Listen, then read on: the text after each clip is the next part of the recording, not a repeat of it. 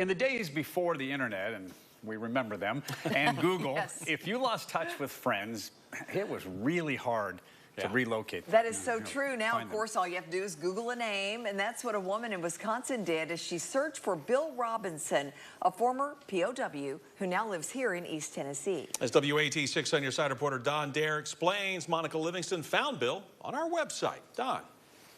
Well, that's right, Bo. In September, former POW Captain Bill Robinson was featured in our Veterans Voices series. In support of prisoners of war, POWs, and those missing in action, bracelets were created around 1970 with the intention to support those men. The American POWs became critical figures in the negotiations that led to the end of the Vietnam War in 1973. Monica Livingston received Bill Robinson's bracelet when she was about 13 years old. She lived in the Midwest then when Bill returned home to North Carolina. She knew a lot about him, and we helped her meet him.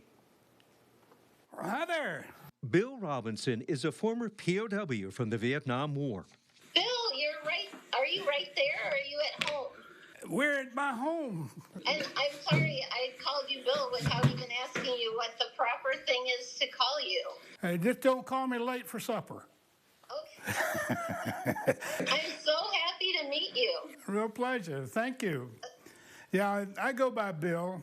From her home outside of Madison, Wisconsin, Monica Livingston told Bill she received his POW bracelet in 1972 when she was a junior in high school. You're right. It says, T/Sergeant.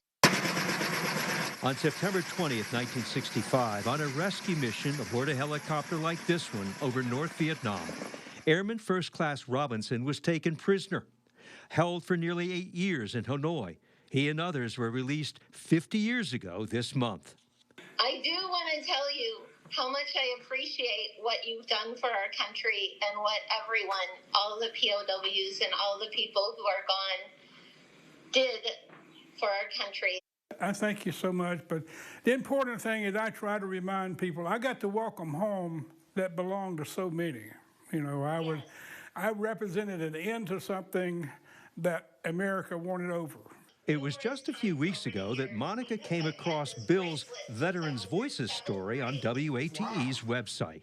And I just want to thank you now and know that a lot of people appreciate you and what you've done. My official return to the United States was on the 14th of February, 1973, exactly 50 years ago, this past Tuesday.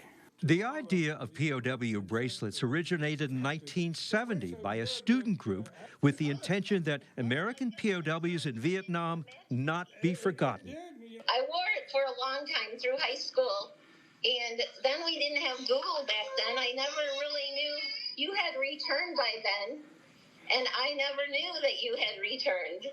In Bill's den is a book called The Longest Rescue by Glenn Robbins, who tells Bill's story using a variety of sources. I call it my Forrest Gump book, but it's a story about Vietnam and put me in the middle of it. Yes, because I have it right here. Yes, that's it. And I've read it, and I've had to read it more than once because it's so detailed about what went on in a certain day even, and the names of people you were with, and right. It's a very good book. Well, that's what happens when you get a history teacher to write your book.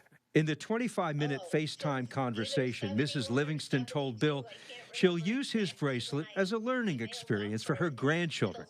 She was glad to find him and talk with him. I appreciate your service. I appreciate growing up in a country that values freedom and democracy, and I'm so glad that you're part of us and part of this country. Well, thank you. Thank you so much. It's always an honor to meet with patriots who understand what America's about. It was a great conversation. About 5 million POW MIA bracelets were produced in the early 1970s. They were made of nickel or copper, and they were engraved with the name, rank, and loss date of every American serviceman captured or missing during the Vietnam War. Today, the National League of Families is the only organization comprised solely of the close relatives of U.S. servicemen and civilians still missing and unaccounted for from the Vietnam War. Bill Robinson says whenever he speaks today, he reminds people to never forget the 1,500 men still missing in action. And many people still wear those MIA bracelets. Bo. That is for sure. Never forget Don. Thank you so much. If you have a consumer question for Don, send him an email at ddare@wat.com. You can also call a 6 on Your Side hotline number. You see it right there on your screen.